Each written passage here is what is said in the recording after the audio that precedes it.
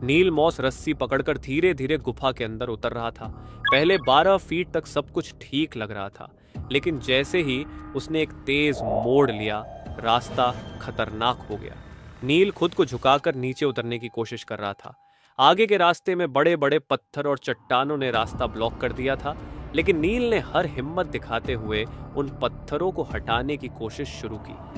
थोड़ा रास्ता साफ होने लगा था, लेकिन तभी अचानक एक भयानक मोड़ आया। नील का शरीर गुफा के एक पतले और तंग हिस्से में बुरी तरह से फंस गया।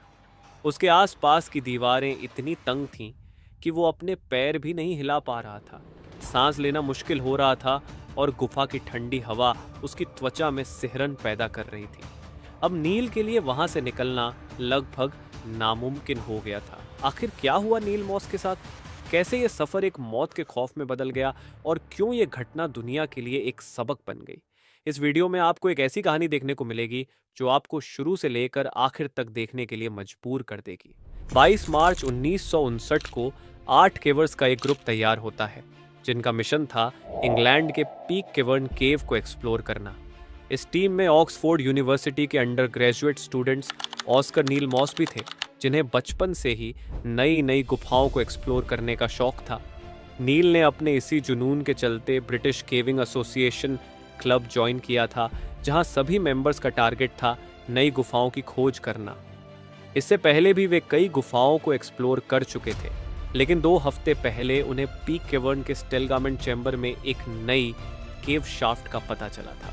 नील मॉस के साथ ही पहले इस चैम्बर तक जा चुके थे, लेकिन उस शाफ्ट को अब तक किसी ने भी एक्सप्लोर नहीं किया था। जब नील को इस शाफ्ट के बारे में पता चला तो वे बेहद खुश हो गए और तुरंत अपनी टीम से इस शाफ्ट को एक्सप्लोर करने का प्लान बनाया। गुफा के अंदर तक पहुंचने के लिए उन्हें करीब 1000 फीट का सफर तय करना था। तो सबसे पहले उन्हें मकी डक सेक्शन पार करना था, जो बारिश के पानी से भरा रहता था।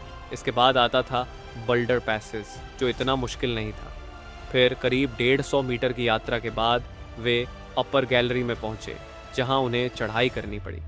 इसके बाद उन्हें रेंगते हुए एक रास्ता पार करना था, जिसके बाद एक डिफिकल्ट सेक्शन आई होल आया। यहाँ से निकलना बेहद मुश्किल था, क्योंकि बॉडी बड़ी मुश्किल से इस जगह से गुजर पाती थी। अगर कोई इस चुनौतीपूर्ण रास्ते को पार कर भी लेता तो उसे आगे कीचड़ का पुल पार करना पड़ता, जो बेहद फिसलन भरा था। इसके बाद आखिरकार वे उस डेंजरस स्टेलगामेंट चैम्बर में पहुंचते हैं, जो बहुत बड़ा और बेहद खूबसूरत था। इस जर्नी में हर कदम पर खतरों का सामना करना पड़ता, लेकिन नील मॉस और उनकी टीम के लिए यह एक रोमांचक एडवेंचर था। वे 8 लोग अपने रोप्स, लैंप्स, हेलमेट्स और ज़रूरी सामान लेकर पीक केवर्न की ओर बढ़ते हैं। केव की तरफ जाते वक्त उनकी खुशी और उत्साह देखने लायक थी। वे चिल्लाते हुए, हंसते मुस्कुराते आगे बढ़ रहे थे। उनका एक्साइटमेंट इतना था कि जैसे ही वे उस गुफा के करीब पहुंचे, हर कदम उन्हें रोमांच से भर रहा था। गुफा में एंटर करते ही डिफिकल्टीज सामने थीं। कभी पानी में डुबकी लगानी पड़ती तो कभी टेढ़ी टनल से घिसटते हुए निकलना पड़ता। कीचड़ और नुकीले पत्थरों से लड़ते भिड़ते हुए आखिरकार वे स्टेलगामाइट चैम्बर तक पहुंच जाते हैं। यह हिस्सा बेहद बड़ा और शानदार था, मानो कोई खजाना मिल गया हो। नील मॉस की एक्साइटमेंट तो अब बहुत ही ज्यादा थी, और अब आगे उन्हें इस चैम्बर के अंदर एक अननोन शाफ्ट एक्सप्लोर करना था, जिसे उनके साथी पहले भी देख चुके थे, लेकिन उस पतली शाफ्ट में जाने की हिम्मत किसी ने नहीं की थी। सभी को डर था कि कहीं यह शाफ्ट बहुत खतरनाक ना हो, लेकिन नील मॉस को बस एक ही बात सूझ रही थी, इतिहास रचने की। 20 साल का लंबा जोशीला नील मॉस पूरी तरह तैयार था। उसे लगता था कि वह इस शाफ्ट को आसानी से एक्सप्लोर कर लेगा और उसकी बहादुरी हमेशा के लिए याद रखी जाएगी। और फिर यही सोच उसके लाइफ में एक नाइटमेयर बनने वाली थी। सभी ने अंदाज़ा लगाया कि उस शाफ्ट की गहराई लगभग 40 फीट होगी, लेकिन सेफ्टी के लिए उन्होंने 75 फीट लंबी सीढ़ी अंदर डाल दी। उनका सोचना था कि अगर शाफ्ट उनके अंदाजे से गहरी भी निकली तो नील के आने जाने में कोई दिक्कत नहीं होगी। बैकअप प्लान सेट था ताकि कोई भी हादसा न हो और नील आसानी से एक्सप्लोर कर सके। दोपहर के करीब 3:30 बजे नील ने शाफ्ट के अंदर उतरना शुरू किया। शुरुआती 12 फीट तक सब कुछ ठीक था, लेकिन जैसे ही वो 12 फीट नीचे पहुंचा, एक कठिन मोड़ आया। पहले वर्टिकल ड्रॉप के बाद रास्ता थोड़ा ढलान की ओर मुड़ गया और करीब 10 फीट का टेढ़ा मेढ़ा हिस्सा था। इस हिस्से में नील को अपनी लोअर बॉडी पूरी तरह मोड़कर अंदाजे से आगे बढ़ना पड़ा। उसके बाद एक और 18 फीट की सीधी गिरावट थी, जिसके लिए उसे फिर से अपने शरीर को झुकाना पड़ा। जैसे जैसे वह नीचे उतरता गया, उसने देखा कि नीचे का रास्ता कुछ पत्थरों और बोल्डर्स से ब्लॉक हो गया था। उम्मीद थी कि वो उन पत्थरों को हटाकर आगे का रास्ता साफ कर लेगा, इसलिए उसने अपनी बॉडी को थोड़ा मूव किया। इससे रास्ता थोड़ा साफ तो हुआ, लेकिन इसी दौरान बैकअप के लिए डाली गई सीढ़ी वहीं जाम हो गई। ये एक खतरनाक मोड़ था, क्योंकि अब नील बुरी तरह से उस पतली शाफ्ट में फंस चुका था। कुछ देर तक जद्दोजहद करने के बाद जब उसने हार मान ली और बाहर आने की कोशिश की, तो वह इतनी बुरी तरह से दब चुका था कि शाफ्ट में पैर हिलाने तक की जगह नहीं बची थी। जब नील ने ऊपर अपने साथियों को बताया कि वह शाफ्ट में फंस गया है, तो उन्होंने सीढ़ी खींचनी शुरू कर दी और नील को कहा कि वह उसे कसकर पकड़े रहे। इस तरीके से नील धीरे धीरे ऊपर खींचा जा रहा था और कुछ फीट तक सफलतापूर्वक ऊपर भी आ गया, लेकिन तभी अचानक सीढ़ी जाम हो गई और उसे और ऊपर खींचना नामुमकिन हो गया। केविंग में इस तरह की घटनाएं अक्सर होती हैं और केवर्स को ऐसी सिचुएशन से निपटने की ट्रेनिंग दी जाती है। उसी ट्रेनिंग के मुताबिक टीम ने ऊपर से ढेर सारी रस्सियां नीचे फेंकी ताकि नील को निकाल सके, मगर ज्यादातर रस्सियां या तो बचाव के दौरान टूट गईं या फिर अटक गईं। धीरे धीरे ये साफ हो गया कि स्थिति उनकी ट्रेनिंग से कहीं ज्यादा गंभीर हो चुकी है। ये महसूस होते ही उन्होंने तुरंत अपने सभी सोर्सेस को कांटेक्ट करना शुरू कर दिया ताकि प्रोफेशनल मदद मिल सके। नील ने मदद के लिए आवाज लगाई और कुछ ही घंटों में पूरे इंग्लैंड से रेस्क्यू टीम्स जुटने लगी।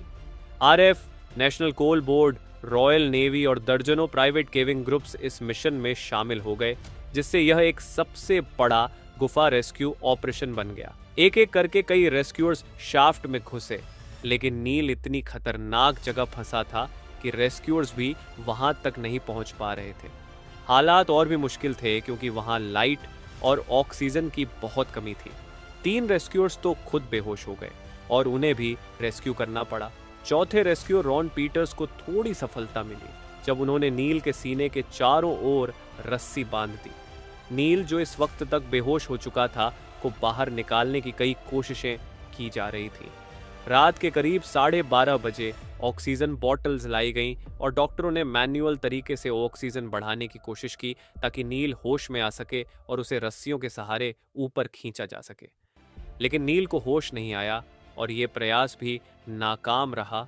दिन भर रेस्क्यू मिशन के बाद यह डिसीजन लिया गया कि एक अनुभवी और शारीरिक रूप से छोटे केवर को बुलाया जाए ताकि वो आसानी से शाफ्ट में घुसकर नील मॉस को निकाल सके। इसी के तहत अगले दिन 18 साल की जून बेली को बुलाया गया। उन्होंने तो यहाँ तक सलाह दी कि अगर ज़रूरत पड़े तो नील की कॉलर बोन मतलब हंसली तोड़ दी जाए, जिससे उसके कंधे और शरीर रिलैक्स हो जाएं और उसे ऊपर खींचना आसान हो जाए।